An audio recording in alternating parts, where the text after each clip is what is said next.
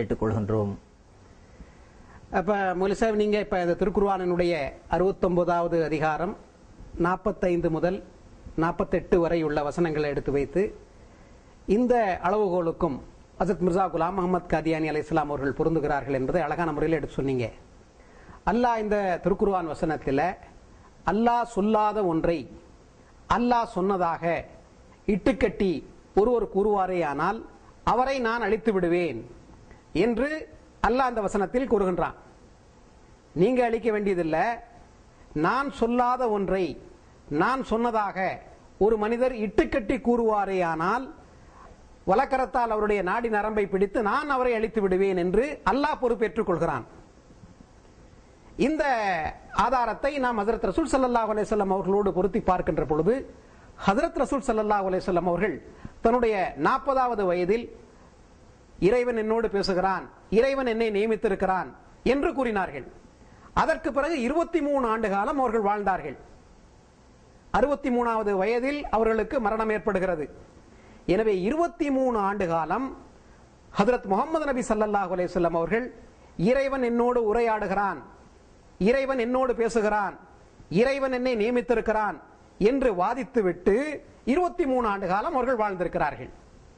எனவே இந்த அளவுகோல் இறுதி காலத்தில் யார் வருவார்கள் என்று ஹஜ்ரத் முஹம்மது நபி ஸல்லல்லாஹு அலைஹி வஸல்லம் அவர்கள் முன்னறிவித்திருந்தார்களோ அந்த நபருக்கும் இது பொருந்துகிறதா என்பதை நம்ம இங்க அழகான முறையில் பார்த்தோம்.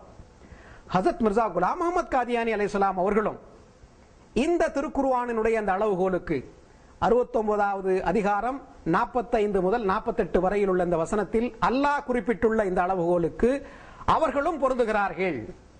ஏனென்றால் ஹஜ்ரத் மிர்சா குலாம் முஹம்மது காதியானி அலைஹிஸ்ஸலாம் அவர்கள் 1882ஆம் ஆண்டு பராகினி அஹ்மதியா என்கின்ற அந்த அற்புதமான ஒரு நூலை எழுதுகின்ற பொழுது இறைவன் என்னோடு பேசுகிறான், இறைவன் என்னோடு உரையாடுகிறான் என்று கூறினார்கள். அதற்கு பிறகு 1908இல் அவர்களுக்கு மரணம் ஏற்படுகிறது.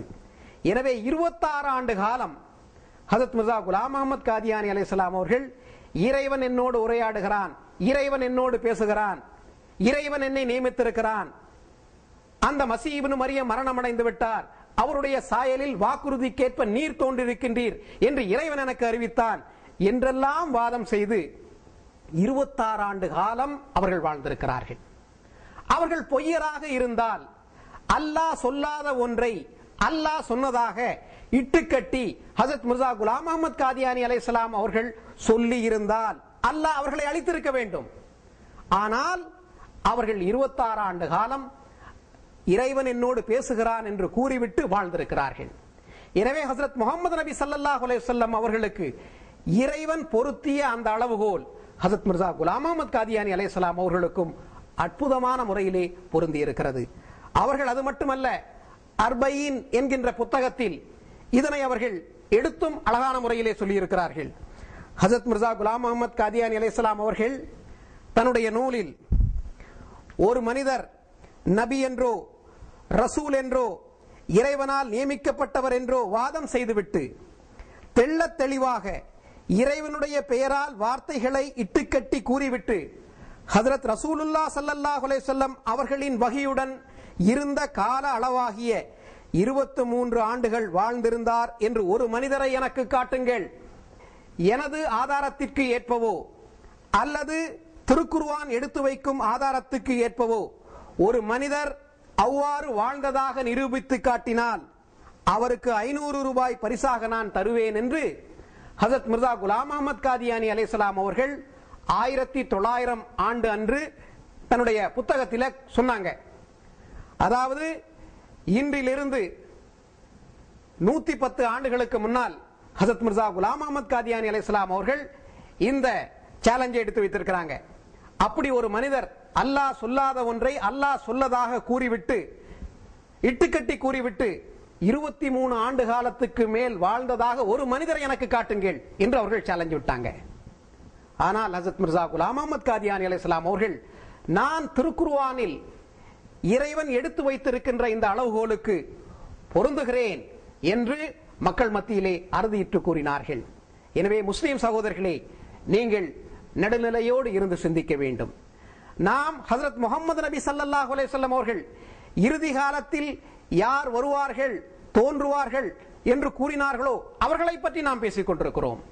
நாம் மறுக்கிறோம் என்று சொன்னால் ஹஜ்ரத் முஹம்மது நபி ஸல்லல்லாஹு அலைஹி வஸல்லம் அவர்களை மறுக்கின்றோம், அவர்கள் கூறிய கூற்றை மறுக்கின்றோம். வரக்கூடிய அந்த இமாம் மஹ்திக்கு, அந்த மசீஹ்க்கு என்னுடைய சலாத்தை தெரிவியுங்கள், அவருடைய கையில் பையத் செய்யுங்கள், இப்னு மரியம் உங்களிலிருந்து தோன்றி உங்களுக்கு இமாமாக இருப்பார்கள் என்றெல்லாம் ஹஜ்ரத் ரசூல் ஸல்லல்லாஹு அலைஹி வஸல்லம் அவர்கள் கூறியிருக்கிறார்கள். ஆனால் இன்றைய முஸ்லிம்கள் ஹஜ்ரத் ஈசா அலைஹிஸ்ஸலாம் அவர்கள் விண்ணில் இருந்து வருவார்கள் என்று இன்றளவும் எதிர்பார்த்துக் கொண்டிருக்கிறார்கள். ஆனால் அஹ்மதியா முஸ்லிம் ஜமாத் அந்த ஈசா இப்னு மரியம் மரணமடைந்து விட்டார், இஸ்ரவேல் சமுதாயத்திற்காக தோன்றிய அந்த ஈசா அலைஹிஸ்ஸலாம் மரணமடைந்து விட்டார், அவரை போன்ற ஒருவர் தோன்றுவார் என்று வாதித்துக் கொண்டிருக்கிறது. ஹஜ்ரத் மிர்சா குலாம் அஹ்மத் காதியானி அலைஹிஸ்ஸலாம் அவருடைய வாதத்தின் அடிப்படையும் அதுதான். மசீஹ் இப்னு மரியம் மரணமடைந்து விட்டார், அவருடைய சாயலில் வாக்குறுதிக்கேற்ப நீர் தோன்றியிருக்கின்றீர் என்று இறைவன் எனக்கு அறிவித்தான் என்று சொன்னார்கள். அது மட்டுமல்ல, சஹீ முஸ்லிமிலும் சஹீ புகாரியிலும் எந்த மசீஹை பற்றி முன்னறிவிப்பு செய்யப்பட்டிருக்கிறதோ அந்த மசீஹ் நான் தான் என்று நான் கௌபத்துல்லாவில் என்றும் சத்தியம் செய்ய தயாராக இருக்கிறேன், இறைவன் மீது ஆணையிட்டு கூற தயாராக இருக்கிறேன் என்று ஹஜ்ரத் மிர்சா குலாம் அஹ்மத் காதியானி அலைஹிஸ்ஸலாம் அவர்கள் வாதித்தார்கள். ஒரு பொய்யரால் இவ்வாறு வாதிக்க முடியுமா? இறைவன் பெயரால் இட்டுக்கட்டி சொல்லிவிட்டு ஒரு மனிதர் நீண்ட நாட்கள் வாழ முடியுமா? இறைவன் பொறுப்பேற்றிருக்கிறான், அந்த மனிதரை நான் அழித்து விடுவேன் என்று. ஆனால் மிர்சா குலாம் அஹ்மத் காதியானி அலைஹிஸ்ஸலாம் அவர்கள் வாழ்ந்தார்கள், மகத்தான வெற்றிகளை பெற்றார்கள். எனவே இந்த அளவுகோலின்படி ஹஜ்ரத் மிர்சா குலாம் அஹ்மத் காதியானி அலைஹிஸ்ஸலாம் அவர்கள் உண்மையாளர். இன்று பல்வேறு திருக்குர்ஆன் விரிவுரைகள் வந்திருக்கிறது. இன்று அஹ்மதியா முஸ்லிம் ஜமாத் கொடுக்கின்ற விளக்கம் இது. ஆனால் இந்த விளக்கம் கிடையாது, இது ஹஜ்ரத் ரசூல் ஸல்லல்லாஹு அலைஹி வஸல்லம் அவர்களுக்கு மட்டும்தான் பொருந்தும், வேறு யாருக்கும் பொருந்தாது என்றெல்லாம் பல விளக்கங்களை இன்றைய முஸ்லிம் உலமாக்கள், ஆலிம்கள் தந்து கொண்டிருக்கிறாங்க. எனவே நாம் மக்களுக்கு முன்னால் வந்த பல இமாம்கள், திருக்குர்ஆன் விரிவுரையாளர்கள் இந்த திருக்குர்ஆனுடைய இந்த வசனத்திற்கு 69வது அதிகாரம் 45 முதல் 48 வரை உள்ள இந்த வசனங்களுக்கு என்ன விளக்க உரை கூறியிருக்கிறார்கள் என்பதை மக்களுக்கு நாம் எடுத்து சொன்னால் அவர்களுக்கு மிக தெளிவான முறையில் இதனை புரிந்து கொள்ளக்கூடிய வாய்ப்பாக அது அமையும்.